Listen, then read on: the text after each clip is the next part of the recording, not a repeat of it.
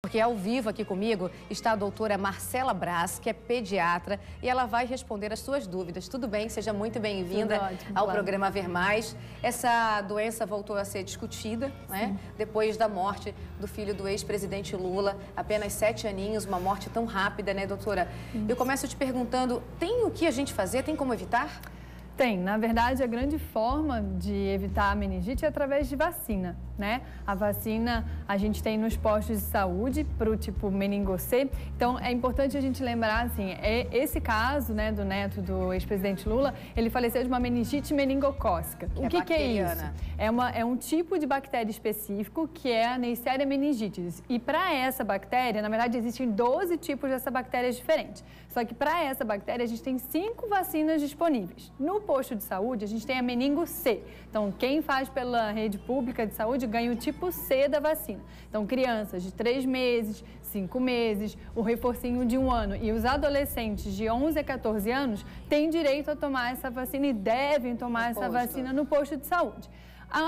Na clínica privada, a gente tem alguns tipos a mais. Então, a gente tem o A, o W, o Y e o B. Então, são vacinas com um pouquinho mais de proteção. Então, a gente consegue fazer uma abrangência maior em relação a essa bactéria específica que causou a morte dele. Mas, para deixar claro para o pessoal de casa, mesmo você tomando essas... São 5, é isso? São 5. 5 vacinas. Você ainda pode ter meningite de outro tipo? Pode, porque a meningite, na verdade, ela pode ser causada por vírus. Aliás, a maioria das meningites é causada por vírus, que bom, porque são meningites que não têm uma letalidade. Então, para morrer de uma meningite viral é muito mais difícil de uma meningite bacteriana. Tem a meningite que é causada por pneumococo, tem a meningite causada por tuberculose, então por fungo. Então, tem uma série de vírus, bactérias e agentes infecciosos que causam meningite. Para esses que a gente está falando da vacina, aí é só da Neisseria meningitis, que é esse tipo específico de bactéria.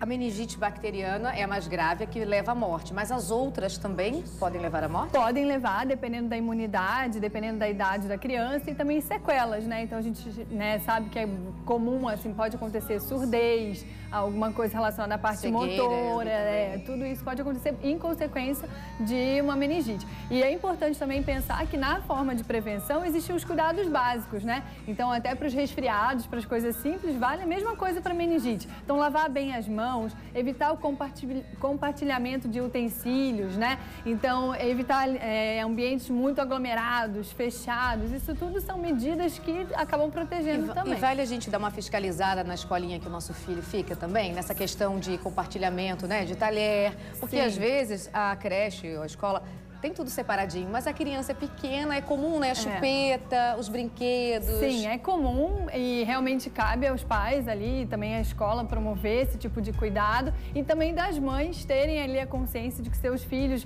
né, com uma vigência de febre, um pouquinho, né, diferente do habitual dele, não é o momento de levar para a escola, para prevenir que outros amiguinhos, outros coleguinhas ali também não sejam suscetíveis a pegar essa infecção. A gente separou uns sintomas da doença, pode colocar, produção, que eu quero que a doutora Marcela vá comentando pra gente. A febre alta é um dos sintomas, né? Certo. Dor de cabeça, rigidez na nuca, vômito, sonolência, perda de consciência. Pode deixar isso paradinho na tela, produção? A febre alta, quando fala em febre alta, alta quanto?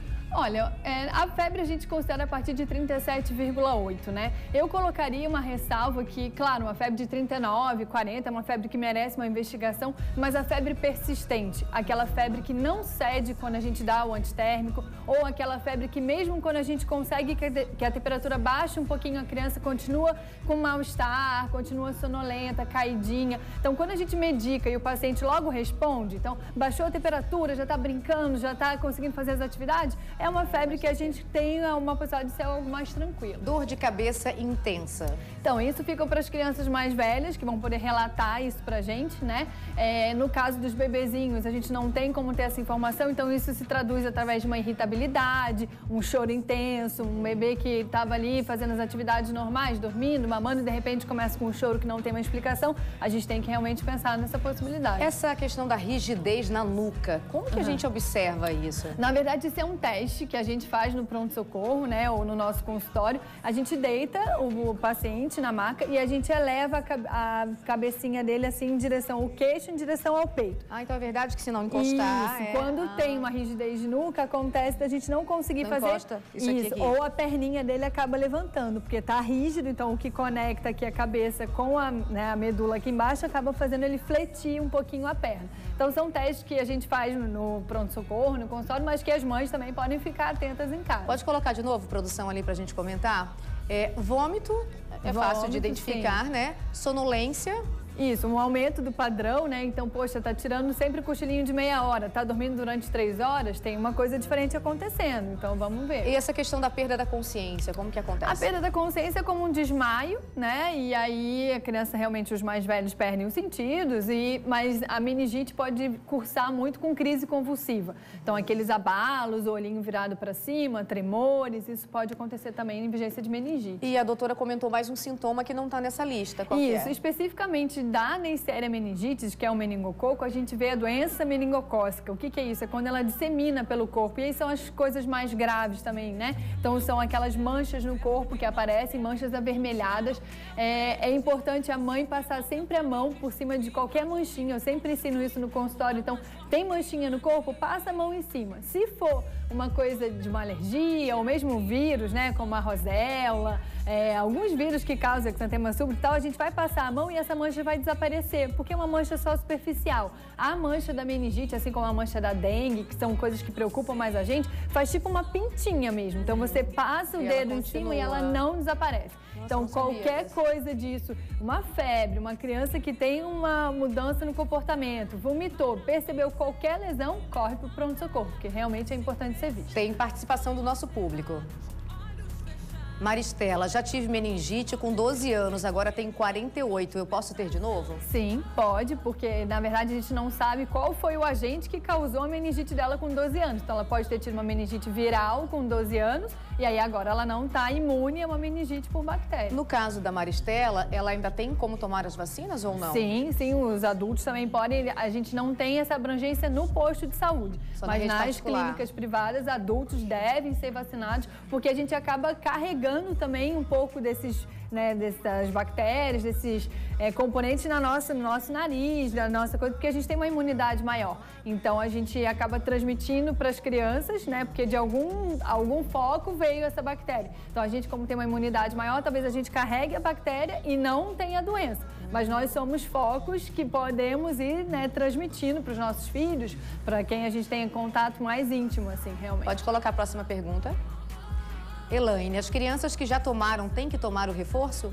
Sim, devem tomar o reforço. Então, lá no posto de saúde, 3 e 5 meses, né? São as primeiras doses. O reforço é com 1 ano e depois os adolescentes entre 11 e 14 anos devem tomar. Eu acho que vale bem para as mamães e os papais lembrarem essa questão da idade ali do adolescente, né? Isso. Porque quando é pequenininho, a gente acaba sempre ali de olho na carteirinha, mas depois você passa aquela fase que não tem nenhuma vacina. Isso. Né? Aí é mais complicado, assim, de você estar ali revisando a todo momento. Então, por isso que é bem importante ficar de olho nessas campanhas. Isso, está disponível, é um direito, né, conquistado. Então, levem os seus filhos adolescentes para ir ao posto de saúde, sim. Pode colocar a próxima pergunta? Evelyn, meu marido tem meningite... Não, tem meningite? Deve ser teve ou tem. Ele tem 26 anos e pode tomar a vacina? Deve ser teve. Pode, mesma coisa. Então, ele não é porque teve, a gente não sabe qual foi o tipo. E mesmo se tivesse por um tipo bacteriano, tem, né, na clínica privada são outros 5 tipos diferentes. Então, ele pode tomar, sim. Doutora Marcela, você sabe mais ou menos o custo dessas vacinas? Porque eu vi comentar que é um custo alto, mas não sei mais ou menos. É difícil, assim, eu te dar uma previsão, Flávia. É legal dar uma ligadinha, procurem sempre as clínicas de vacina que tem o selo da SBIM, que é a Sociedade Brasileira de Imunização. Então, ali a gente sabe que as vacinas vão estar sendo bem condicionadas, vai ter gerador, vai ser uma pessoa específica, uma vacinadora que é treinada para isso. Então, vacina é uma coisa que é cara, que realmente a gente sabe que é um custo alto, mas a gente está investindo na saúde dos nossos filhos. Então, vamos investir na vacina de boa qualidade também. Obrigada pela participação aqui no Ver Mais. Uma boa tarde. Boa tarde. Obrigada.